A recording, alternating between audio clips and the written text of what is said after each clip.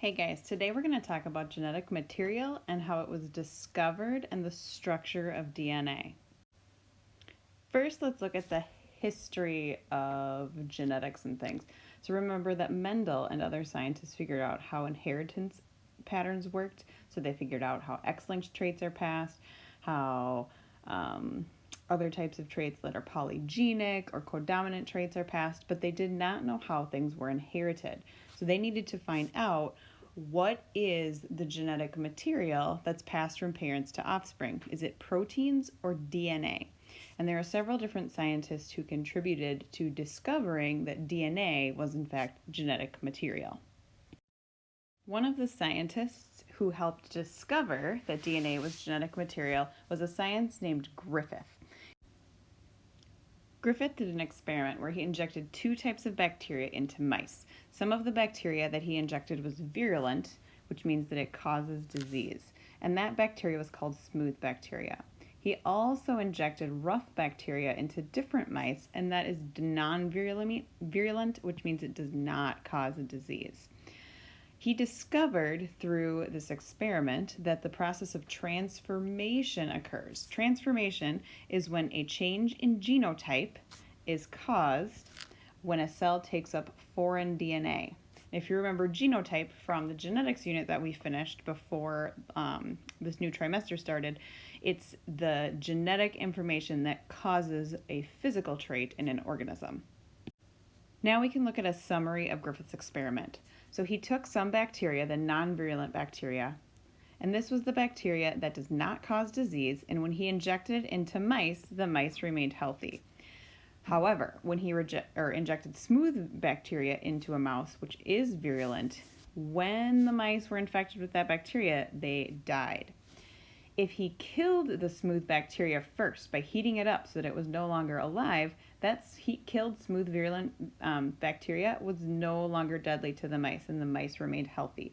However, if he took rough, non-virulent bacteria that was alive and he mixed it with heat-killed smooth virulent bacteria, so normally this does not cause disease, and in this case, the DNA from the heat-killed bacteria transferred into the rough bacteria because when the mouse was injected, the mice died and produced live, smooth bacteria because the DNA from the rough bacteria was no longer expressed. Another scientist that assisted in helping determine the genetic material in living things is a guy named Oswald Avery. His experiment reinforced Griffith's conclusions. He did an experiment that broke down both proteins and DNA using enzymes. He discovered that transformation stopped if DNA was broken, but it did not stop if proteins were broken. Several years later, another scientist named Erwin Chargaff discovered that within a DNA molecule, while they didn't know the structure, they did know some of the chemicals that were inside of it. He discovered that the number of adenine molecules in DNA was always equal to the number of thymine molecules. And he discovered that the number of guanine molecules inside of DNA is always equal to the number of cytosine molecules. And that information is going to be really important later on when some other scientists are trying to figure out the shape of a DNA molecule. The people who finally convinced science that DNA is in fact the genetic material and not proteins were a duo of scientists named Hershey and Chase. And they did a pretty cool experiment where they used bacteriophages. A bacteriophage is a virus that only infects bacteria. And so they took a virus to infect a bacteria to prove that DNA was genetic material. Before we talk about their experiment, we need to know how a virus works. Now we know that a virus typically will land on the surface of the cell, and then most of the virus stays on the outside of the cell, but some of the virus is injected inside of the cell. The part that's injected inside the cell is DNA. The DNA from the virus will then tell the cell to start making virus parts.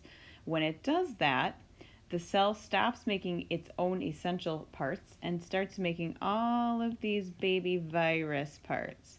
And so then the cell becomes a factory essentially for viruses, and it assembles complete viruses. And then the cell will burst open and it will release all of these new viruses out into the world. So that's typically how a virus works. Here you can see what a cell looks like when it's infected with a virus. So this is a bacteria cell here. This is the surface of the cell. And then you can see these are all viruses that have landed on the surface of that cell to inject their DNA inside. You can also see in this picture, these are all new viruses that are being formed inside of the cell that are ready to go when the cell bursts open to release them. Now we can look at Hershey and Chase's experiment.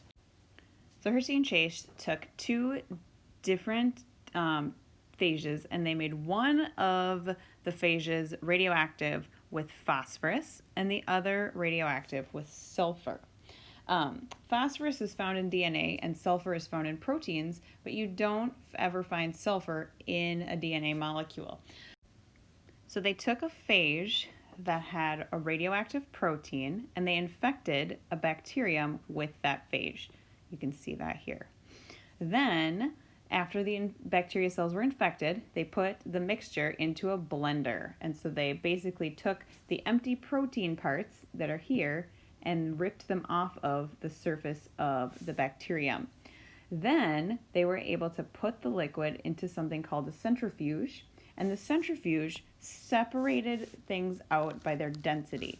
And so at the top of the centrifuge tube, there's a liquid that contained the outside virus coats from the viruses, and at the bottom is a pellet of bacteria cells that contain bacteria, and inside of the bacteria is the DNA that is not radioactive.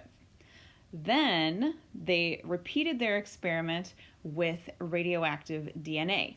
So the radioactive DNA is shown here, and you can see that the virus injects the DNA into the cell while the virus coat stays on the outside of the cell. And then they did the same thing. The infected cells were put into a blender, and then in the blender, the virus coats were again ripped off of the surface of the cell, and then the DNA stayed inside of the cell. And so then they were able to again look at the liquid. The DNA went to the pellet at the bottom. The virus coat stayed in the liquid at the top, and they were able to detect radioactivity in the bacteria but not the liquid. And so they knew that the genetic part of the virus had to be the DNA because that's what went inside of the cell to change it. So here we can do a recap. Hershey and Chase use a T2 phage, which is the virus that infects bacteria. In one of the T2 phages, they put radioactive sulfur. That's in proteins. And when they did that, they discovered there was no radiation inside of the bacteria. Then they repeated their experiment with radioactive phosphorus, and they discovered that when they did that, they found the phosphorus inside of the bacteria, meaning that the DNA went inside of the bacteria. So this proved that the DNA must be the part of the virus that contains the genetic material and not the protein coat that stays outside of the bacteria. Another scientist who made a big contribution was Rosalind Franklin. She's a scientist who took really, really good X-ray diffraction images of DNA, and you can see the picture that she took here. That picture is what helped the next set of scientists called Watson and Crick determine the molecular structure of DNA. Her picture was given to Watson and Crick without her knowing by Morris Wilkins. And so he used her picture or shared her picture rather, without telling her. But this picture was really important because of the pattern that it shows. It helped determine the positions of the different atoms in the DNA molecule, and they, from this image, learned that DNA must be a helix. Using the image that Franklin had taken, these two scientists, Watson and Crick, are the ones who figured out the final shape of DNA as a double helix, meaning that it has two strands that are connected to each other and they have a twisting shape. So now we know the structure of the DNA molecule. DNA stands for deoxyribonucleic acid. You can break that word down into 3 parts, right? So there's the D for deoxy, and then the nucleic, and then acid is the final word. So deoxyribonucleic acid is what DNA stands for. The shape of the DNA molecule, again, is that double helix. So it's got 2 strands that twist around one another. And it's made of 3 different types of molecules. The 3 molecules that are used in a DNA molecule make up a nucleotide. So the 3 parts are a 5-carbon sugar. In DNA, it's called a deoxyribose sugar. And then another part of the DNA molecule is something called a phosphate. And there's also a structure called a nitrogen base. And there's 4 different types of nitrogen bases.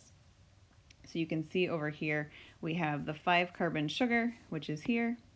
And then we have the phosphate, which is this molecule.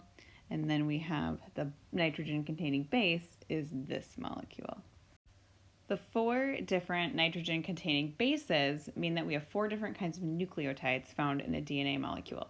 So those bases include the purines, which have 2 rings. So there's adenine, and that's this molecule here.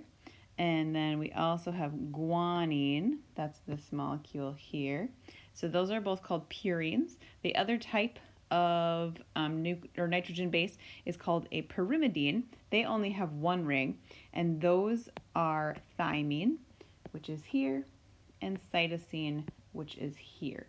And when they are in a DNA sequence, remember A, or adenine, which is represented by an A, always matches up with T, and G, which is guanine, always matches up with C.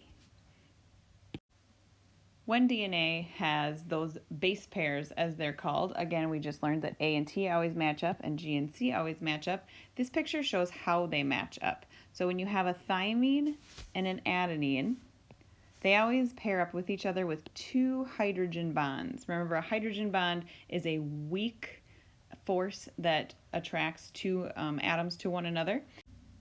When we move to cytosine and guanine, which we can see here, they match up with each other with 3 hydrogen bonds. And that's how the A's and T's always know how to find each other, and the C's and G's always know how to find each other. So to recap, we know that DNA is a double-stranded molecule that looks like a double helix. We also know that the strands are complementary, which means that on one side you'd have an A and the other side you'd have a T, for example. They're not identical to each other. We also know that they're anti-parallel, meaning that if one strand is running this direction, the strand that goes across from it is running in this direction. And to review, remember A always matches with T and G always matches with C. And we have learned since that we discovered the structure of DNA that humans have 3 billion base pairs in their DNA. So you have many, many DNA molecules in all of your cells right now.